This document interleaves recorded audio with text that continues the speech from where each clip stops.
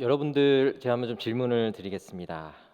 세상 가운데서 약한 자로 살기를 원하십니까? 아니면 세상에서 강한 자로 인정받고 살아가기를 원하십니까? 우리 앞에 질문에 질문을 원하십니까? 아니면 두 번째 질문에 대해서 여러분들이 원하는 그 답을 하기 원하십니까? 저희들이 보통 이렇게 생각하죠. 약한 자보단 강한 자, 그리고 능력 없는 사람보단 능력 있는 자, 그것이 나에게 있으면 더 좋겠다라는 생각을 하게 되죠. 이거는 뭐 믿는 사람이고 뭐 세상 사람이고 할 거 없이 우리는 능력 있는 사람으로서 살아가고 싶어 합니다. 그리고 때로는 우리의 마음속에 그런 게 있죠. 승승장구하고 싶은 마음이 또한 우리에게 있습니다. 자, 그럼에도 불구하고 이런 질문에 대해서는 이제 그리스도인과 세상 사람들이 이제 서로 동의할 수 없는 부분들이 생기겠죠. 그리스도인들에 대해서는 그리스도인들은 동의하지만 세상 사람들은 동의하지 않는 내용이 있습니다. 약함이 곧 강함입니다라고 이야기했을 때 우리 그리스도인들은 어떻습니까? 네, 그렇습니다. 아멘, 그렇습니다. 이렇게 답을 하겠지만 세상 사람들은 어떨까요? 어떻게 약한 것이 강함이 될 수 있습니까? 강한 것은 강한 것이고 약한 것은 약한 것이지. 이렇게 이야기를 할 것입니다. 그만큼 이 질문에 대해서만큼은 우리 그리스도인과 우리 믿는 세상 사람들이 동의할 수 없는 그 두 답이 다르다라는 것을 우리는 알 수가 있죠. 우리 그리스도인들은 어떻게 그 말에 대해서 우리가 이해하고 때로는 우리가 가끔씩은 여러 가지 갈등은 하긴 하지만 그래도 약함이 곧 강함입니다라고 하는 그 말에 대해서 동의하고 아멘, 저희가 그렇게 되기를 원합니다라고 이야기하고 우리가 고백할 수 있는 이유는 예수 그리스도께서 그렇게 사셨기 때문이죠. 분명 하나님의 능력으로 모든 일들을 하실 수 있지만 또한 구원의 사역을 위하여서 또한 완전한 구원을 위하여서 예수님께서 스스로 약함을 택하셨기 때문에 곧 예수님께서 택하신 그 약함이 곧 강함이다라는 것을 우리는 알고 우리가 그렇게 되기를 원합니다라는 고백을 할 수 있게 되는 것이죠. 하지만 우리가 세상을 살아가면서 늘 갈등하면서 살아갑니다. 그 이유는 무엇일까요? 약함을 우리가 발견할 때마다 우리는 위축되고 낮아지고 때로는 우리가 능력이 있다 또 세상으로부터 인정받는다 하면 우리의 어깨가 올라가는 것이죠. 그래서 담대하게 우리가 세상을 살아갈 수 있기 위해선 능력이 있어야 돼라는 생각을 우리는 하게 됩니다. 사실 약함을 우리가 더 많이 발견하면 발견할수록 우리는 낮아지는 것을 경험하게 되지요. 하지만 오늘의 본문을 통하여서 바울은 스스로 약하여지기를 또한 약함을 드러내면 드러낼수록 하나님이 나타나고 하나님의 능력이 나타날 것을 알기 때문에 약함의 어떠한 역설을 보여주는 본문이 바로 오늘의 본문이다라고 생각을 합니다. 오늘의 본문을 통해서 정말 먼저 신자로서 약함을 위하여서 약함을 자랑하기 위하여 우리는 어떠한 삶을 살아야 하는가, 무엇을 선택해야 되는가 이런 것에 대해서 함께 생각해보는 시간이 되었으면 좋겠습니다. 첫 번째로 우리가 함께 나눴으면 하는 것은 신자의 높음을 자랑하는 것은 매우 어리석은 일이다라고 하는 것이죠. 지난번 설교에도 제가 말씀을 드린 바가 있는데요. 바울이 자랑하기를 원치 않지만 내가 자랑해야겠습니다라는 내용을 그 전에 10장에서도 또한 다루었습니다. 하지만 이번에도 또다시 내가 자랑하는 것이 어리석은 것을 알지만 나는 자랑하겠습니다라는 말을 하게 되죠. 16절 17절의 말씀입니다.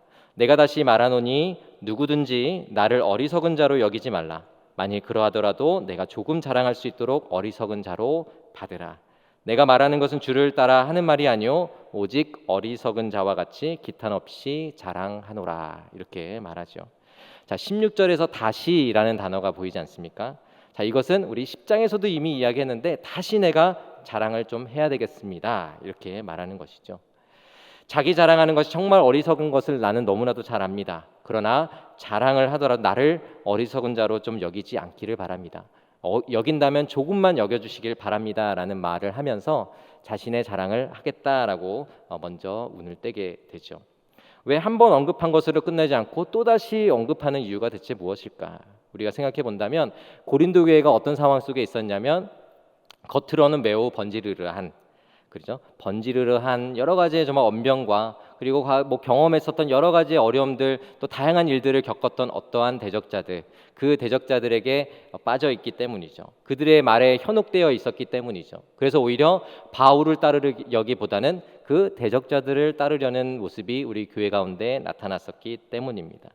그래서 바울이 자기 자랑을 한 이유도 대적자들이 또한 그러한 자랑을 해왔었기 때문에 자기도 이게 어리석은 말인지는 알겠지만 나도 한번 자랑해 보겠습니다라고 말을 하는 것이죠.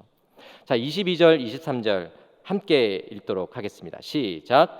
그들이 히브리인이냐 나도 그러하며 그들이 이스라엘인이냐 나도 그러하며 그들이 아브라함의 후손이냐 나도 그러하며 그들이 그리스도의 일꾼이냐 정신없는 말을 하거니와 나는 더욱 그러하도다. 이렇게 말하죠. 그렇다는 것은 무엇입니까? 대적자들이 무엇을 자랑했다라고 하는 것입니까? 나는 히브리인입니다. 나는 이스라엘 사람입니다. 그리고 나는 아브라함의 후손입니다. 그리고 나는 그리스도의 일꾼입니다. 라고 대적자들이 자신에 대해서 그렇게 어필했다라고 하는 것이죠. 혈통적으로도 그렇고요. 내가 그리스도로부터 사명을 받아서 나는 그리스도 일꾼으로 나는 사는 사람입니다. 라는 자랑을 대적자들도 또한 그렇게 했다라고 하는 것입니다. 이것에 대해 바울은 무엇이라고 말합니까? 정말 정신 나간 말처럼 들리겠지만 나는 어떻다? 더욱 그러하다. 이렇게 말을 하고 있습니다. 바울의 말을 추측해 본다면 어떨까요? 최소한 이 대적자들도 또한 네 가지를 어필하고 있었다라는 것을 알 수 있고요. 그리고 대적자들은 더 나아가서 그리스도의 일꾼입니다라고까지 말을 하고 있었다라는 것을 알 수가 있습니다. 그런데 바울은 어떻습니까? 나도 그렇고 나도 그렇고 나도 그렇고 나도 그렇습니다. 그런데 그리스도의 일꾼으로서는 나는 더더욱 저 대적자들보다 나는 그리스도의 일꾼으로서 그 사명을 다하는 사람이었습니다 라고 자신을 소개하고 있습니다. 자, 그러면 고린도 교회 성도들은 대체 이 대적자들의 무엇을 보고 그리스도의 일꾼이다 라고 우리가 철석같이 믿고 있었던 것일까요? 우리 19절에서부터 20절까지의 말씀인데요, 제가 한번 읽어드리겠습니다. 너희는 지혜로운 자로서 어리석은 자들을 기쁘게 용납하는구나. 누가 너희를 종으로 삼거나 잡아먹거나 빼앗거나 스스로 높이거나 뺨을 칠지라도 너희가 용납하는구나. 이렇게 고린도 교회의 이러한 잘못된 모습들을 신랄하게 지적하고 있죠. 이것은 무엇입니까? 이들이 스스로 착취당하고 있었고, 그리고 또한 뺨을 실제로 맞았는지 어쩐지 알 수 없지만 뺨을 칠지라도 용납하는 이런 모습들, 이것은 어떤 경우일까요? 이것은 매우 강한 리더십으로 이들을 뭔가 끌어당기고 있었기 때문일 것이고요. 그리고 내가 이러이러하여 나는 대단한 사람입니다라는 것을 겉으로 많이 보여주고 있기 때문에 나도 모르게 바울이 보기엔 이건 매우 좋지 않은 모습인데도 불구하고 이것을 거절해야 함에도 불구하고 받아들이고 있는 모습을 고린도 교회가 보여주고 있었던 것이죠. 그러니 심지어 때린다 할지라도 여러분들은 잘 용납하고 있군요. 여러분들은 지혜로운 자임에도 불구하고 그렇게 용납하고 있는 어리석음을 보이고 있군요 라고 말하고 있죠. 바울과 대적자들의 스펙상으로 보았을 때 아까도 말씀드린 것처럼 아브라함의 자손이고 그리고 히브리인이고 이스라엘인이고 그리스도의 일꾼이다라는 객관적인 어떻게 보면 스펙으로 보았을 때 대등해 보입니다. 그런데 이 대적자들이 가지고 있는 것처럼 보이는 것은 무엇일까요? 매우 강하고 매력적인 리더십을 이들에게 보여주고 있었기 때문에 어떻게 보면 바울을 따르지 않고 저들을 따랐던 것이겠죠. 자, 그래서 23절 하반절에 이렇게 얘기합니다. 내가 수고를 넘치도록 하고 옥에 갇히기도 더 많이 하고 매도 수없이 맞고 여러 번 죽을 뻔하였으니 이렇게 말합니다. 자, 이것은 바울이 저 대적자들과 비교하고 있는 것입니다. 넘치도록, 그냥 대적자들이 하지 않았다면 그냥 했습니다라고 말했을 텐데 넘치도록 했다고 합니다. 그리고 더 많이 했다고 합니다. 그리고 수없이 많이 했다고 합니다. 저 사람들은 몇 번 했을지 모르지만 나는 수없이 했고요. 그리고 나는 여러 번 그런 일을 당했습니다라고 바울이 비교하며 이야기하고 있는 것이죠. 그렇다는 것은 대적자들도 또한 저도 수고 많이 했고요, 수고했고요, 매도 맞아본 적 있고요, 그리고 죽을 뻔한 적도 있었습니다라는 이야기를 했었다고 우리는 추측해 볼 수도 있는 것이죠. 바울과 같은 고난을 당했다면 이 대적자들은 어떻게 이 당한 고난과 여러 가지 그들이 겪었던 일들 그리고 자신이 자랑스럽다 여기는 것들을 무엇을 위하여 사용했습니까? 성도들의 온전한 믿음이 자라갈 수 있도록 그것을 사용했습니까? 그리고 목숨을 걸고 신앙을 지켜나갈 수 있도록 격려하고 돕기 위하여 그것을 사용했습니까? 절대 그렇지가 않죠. 오직 자기의 영광을 위하여, 자기의 높아짐을 위하여, 그리고 저 성도들에게서부터 무언가를 얻고 빼앗고 무언가를 내가 원하는 것을 하기 위하여 자신들이 겪었던 일들을 사용하였던 것이죠. 이것이 우리 비단 이 이런 고린도 교회에서만 나타나는 것이 아니라 실제 우리 주변에서 나타나죠. 특별히 이단에서는 더더욱 그런 일들이 나타납니다. 처음에야 이 대적자들은 매우 신비한 체험을 했을지는 모르겠지만 그것이 결국 하나님의 영광을 위하여 그리스도를 위하여 사용한 것이 아니라 결국 자기를 위하여 사용해 왔던 것입니다. 결과적으로 자기의 권위를 세우고 자기를 추앙하고 자기를 따르도록 만드는 일에 자기의 경험 그리고 자기가 뭔가 그리스도의 일꾼으로 살아왔습니다. 나는 그런 사명을 가진 자입니다라는 것을 매우 크게 어필했을 것입니다. 자, 이러한 자기를 어필하고 자기를 좋게 포장하는 일들은 우리 세상에서 많이 볼 수 있습니다. 한 가지 예를 좀 생각해 봤는데요. 여러분들 우리 스마트폰 그죠? 제조사 중에 우리 애플 그리고 컴퓨터를 만드는 회사 애플을 여러분들 잘 아실 겁니다. 자, 애플이라는 회사가 어디에서부터 어느 장소에부터 시작했는지 아십니까? 우리 보통 차고라고 생각하죠. 우리 주차하는 주차 공간에서부터 회사가 시작되었다 이야기를 합니다.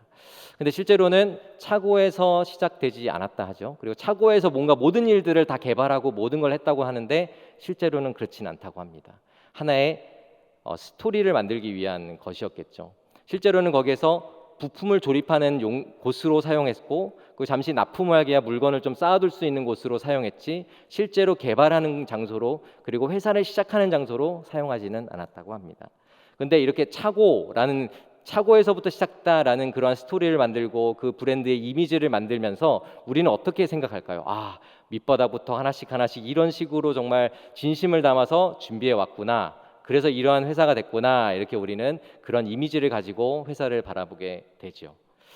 자, 이것이 우리가 좋게 바라볼 수 있는 이유는 무엇입니까? 스티브 잡스가 큰 회사를 만들고 뭔가 성공적인 회사를 만들었기 때문에 우리는 차고에서 시작됐다라는 것도 굉장히 아름다워 보이는 것이죠.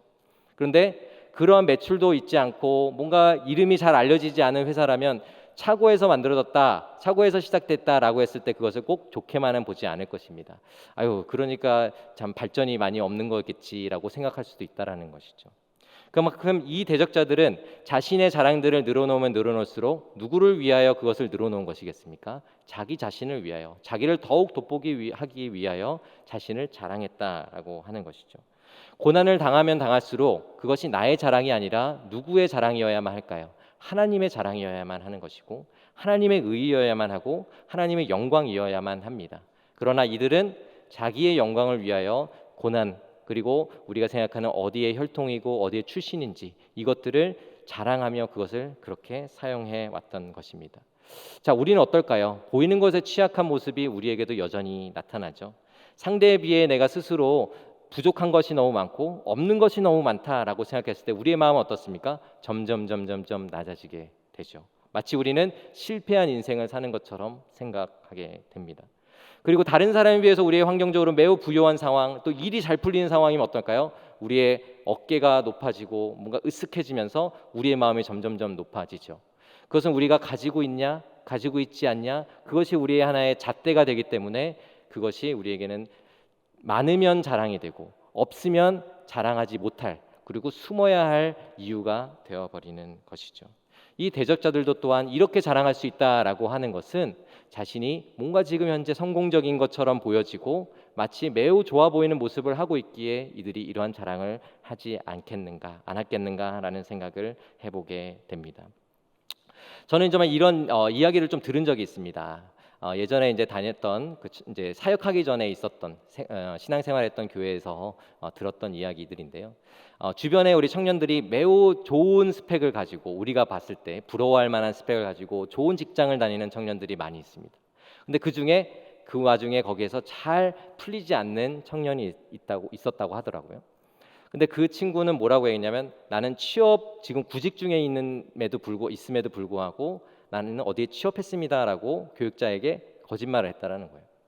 자, 그리고 그러면은 그 취업했다는 걸 잘 다니고 있어라고 물어보면 또 어디로 옮겼다라고 얘기하는 거예요. 자, 이런 일들이 일어나는 이유는 무엇입니까? 주변의 사람들에 비해 내가 지금 부족하다, 없다, 그래 너무 초라해 보인다라는 것 때문에 나를 감추기 위하여, 나를 포장하기 위하여 지금 어디에 다니고 있어요? 그만두고 어디로 옮겼어요? 이런 이야기를 거짓말을 할 수밖에 없는 것이죠. 결국 이러한 우리 자랑을 위하여 그리고 우리가 높아지고 사람들로부터 인정받기 위해 가지고 있는 이러한 생각들 이것이 우리에게 매우 어리석은 일이다라는 것을 바울은 이야기해주고 있습니다.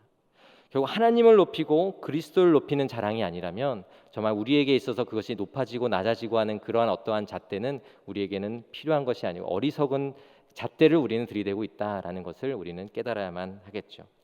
반면에 바울은 어떻습니까? 그렇지 않았습니다. 바울에게 있어서는 사실 볼품없는 모습을 늘 하고 있었습니다.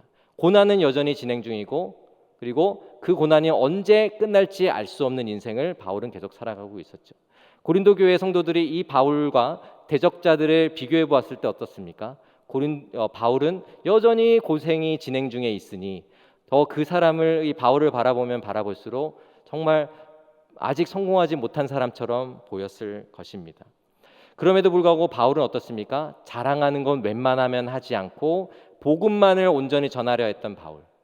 그럼에도 불구하고 어쩔 수 없이 이 자랑을 늘어놓을 수밖에 없던 상황이 되었지만 바울은 그만큼 겸손한 자로서 이 고린도 교회 성도들 앞에 섰습니다. 그럼에도 불구하고 고린도 교회 성도들은 이 바울을 따르지 않았었던 것이죠. 어떻게 보면 예수님의 모습처럼 정말 능력을 나타내실 수 있지만 또한 십자가에 달려 죽으심으로써 가장 세상에서 약한 자로서 살아가는 그 모습을 예수님이 보여주셨는데 그런 모습을 바울이 그렇게 살아가고 있었던 것입니다. 바울이 이런 것을 어리석다라고 말하는 이유는 무엇입니까? 어떠한 자랑도 결코 하나님을 드러내지 않는 것이라면 그것은 다 쓸모없는 것들이다. 그리고 하나님의 영광이 드러나지 않는다면 그것은 피해야 할 것이다 라는 것을 너무나도 잘 알고 있었기 때문입니다. 스스로 위축되는 것도 또한 그러한 기준에 의해서 나를 뭔가 있으면 높아지고 없으면 낮아지는 정말 그런 기준으로 우리가 살아가고 있기 때문에 스스로 우린 세상 앞에 위축된 삶을 살아가고 있게 되는 것이죠. 우리의 높음, 우리의 대단함, 그리고 우리의 화려함을 드러내면서 정말 그 드러내며 자랑하는 그런 자로 살아가지 않기를 소망합니다. 비록 우리에게 초라해 보이는 어떠한 모습이 있다 할지라도 그리고 세상 앞에 보았을 때 우리에게는 부족한 것이 많다 할지라도 여전히 우리가 그것을 있고 없고를 우리가 자랑하기보다는 정말 우리 가운데 계신 그 예수 그리스도를 자랑하며 또한 우리에게 현재 주어진 하나님의 은혜를 감사하며 살아가는 우리 성도님들 되시기를 주님의 이름으로 축복합니다. 또한 우리 두 번째 나누고자 하는 것은 기탄 없이 자랑해야 할 것이 무엇인가? 바로 그리스도 안에서 드러나는 고난과 약함이다라고 하는 것입니다. 바울은 기탄 없이 그 육체를 따라 나는 자랑하겠다라고 이야기는 했지만 본래 바울이 나타내고자 하는 자랑하고자 하는 것은 무엇이었을까요? 기탄 없이 자랑하고자 하는 것은 무엇이었을까요? 자신의 연약함이고 또한 약함으로 인해 드러나는 하나님의 능력이었을 것입니다. 우리 24절에서부터 27절까지의 말씀 저와 여러분이 한 절씩 교독하도록 하겠습니다. 제가 먼저 읽겠습니다. 유대인들에게 40에서 하나 감한매를 5번 맞았으며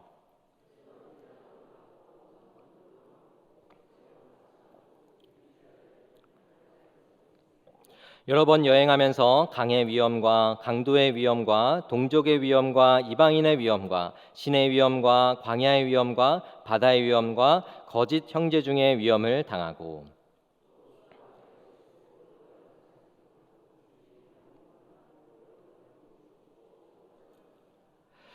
우리가 만약 이런 일을 간증한다면 언제 간증해야지 효과적인 간증이 될까요?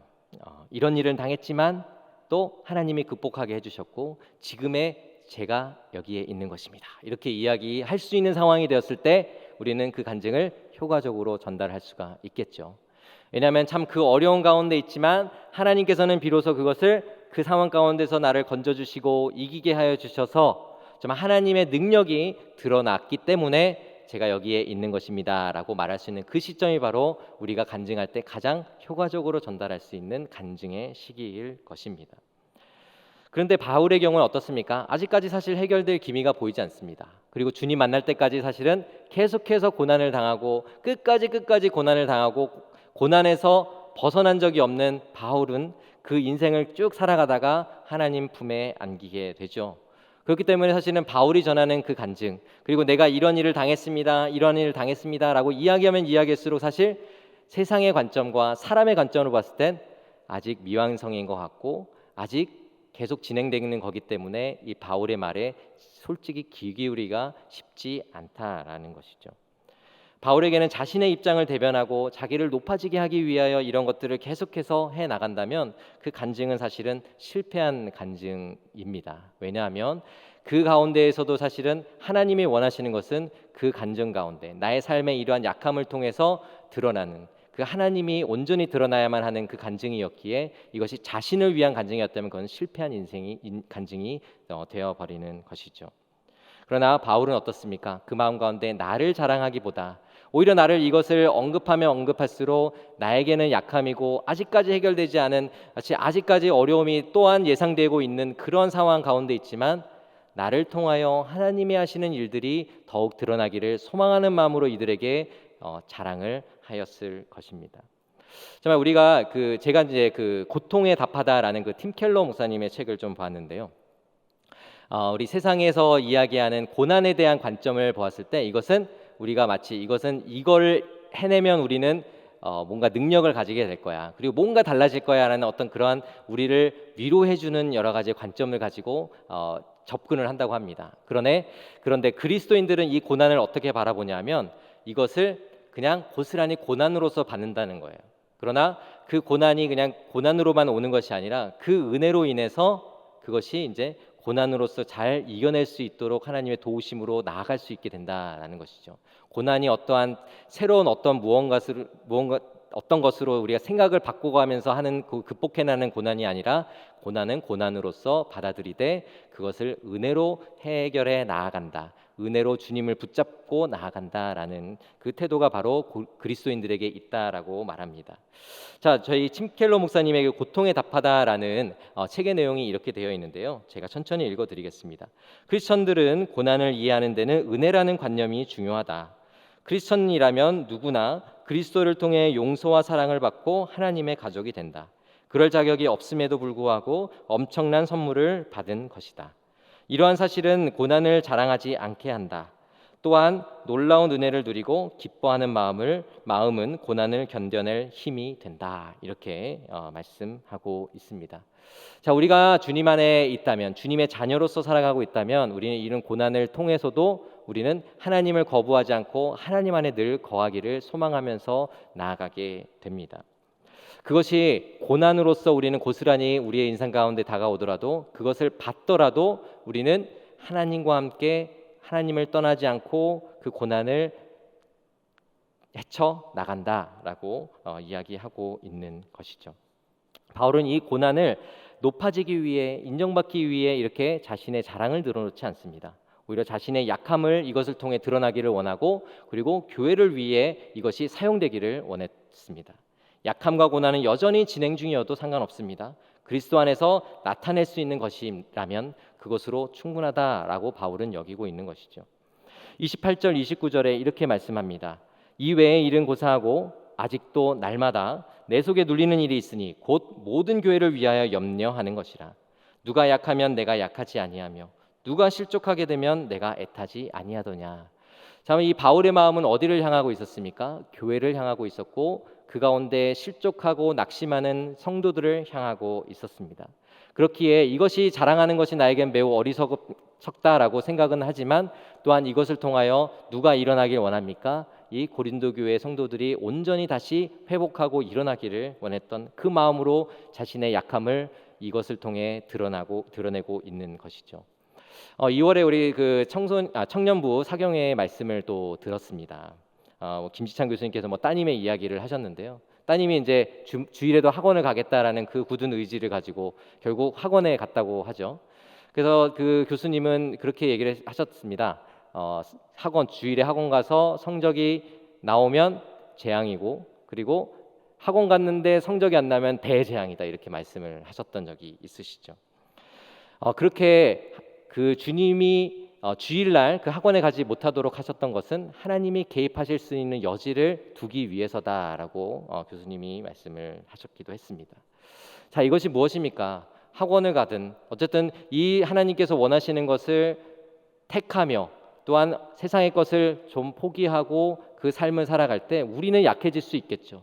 우리의 능력을 더 키워나갈 수 있는 기회를 놓칠 수도 있겠죠. 그러나 우리의 삶 가운데 비록 그러한 약함이 있더라도 무엇이 남아 있습니까? 하나님이 개입하시고 또한 하나님의 능력으로 덮어주실 수 있는 그 여지들이 우리 삶 가운데 남아 있기 때문에 바울은 그것을 너무나도 잘 알기에 그렇게 나의 약함이 곧 하나님의 능력이고 그리스도의 능력이다.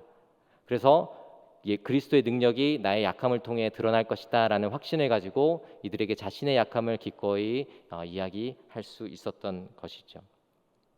고린도후서 12장 9절의 말씀인데요. 바울이 가지고 있는 육체의 가시의 이야기를 한 후에 이렇게 나누는 말씀입니다. 함께 읽어보겠습니다. 시작. 나에게 이르시기를 내 은혜가 내게 족하도다. 이는 내 능력이 약한 데서 온전하여 짐이라 하신지라. 그러므로 도리어 크게 기뻐함으로 나의 여러 약한 것들에 대하여 자랑하리니 이는 그리스도의 능력이 내게 머물게 하려 함이라. 이렇게 바울은 고백하고 있습니다.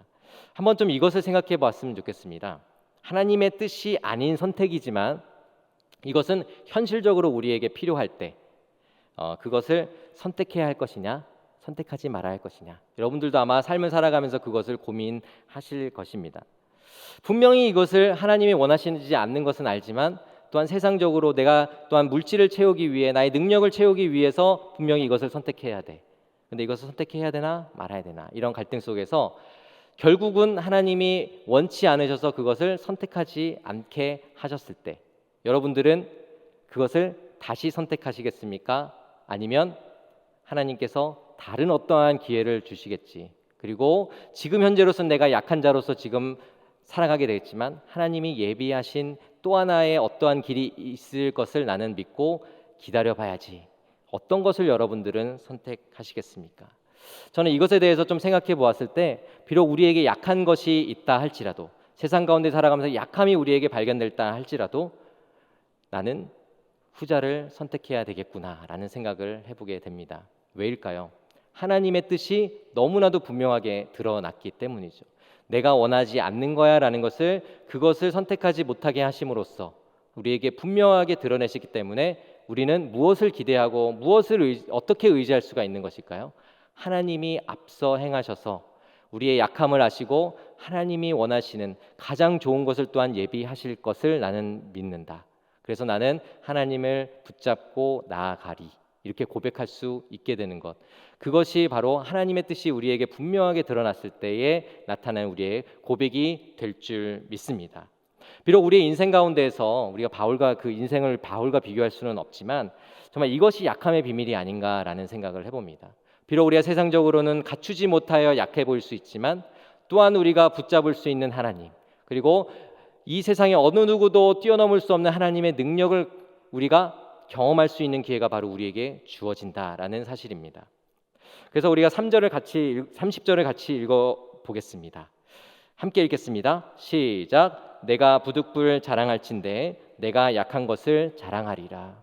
세상적으로는 약한 것이 정말 세상에서는 루저처럼, 그죠? 실패한 인생처럼 볼 수는 있겠지만 정말 우리 바울이 고백하는 약한 것, 그것을 나는 자랑하리라 이렇게 고백할 때에 하나님이 드러날 것을, 하나님의 능력이 드러날 것을 나는 확신합니다라는 그 고백과 그 마음이 이 말씀 안에 담겨 있는 것이죠.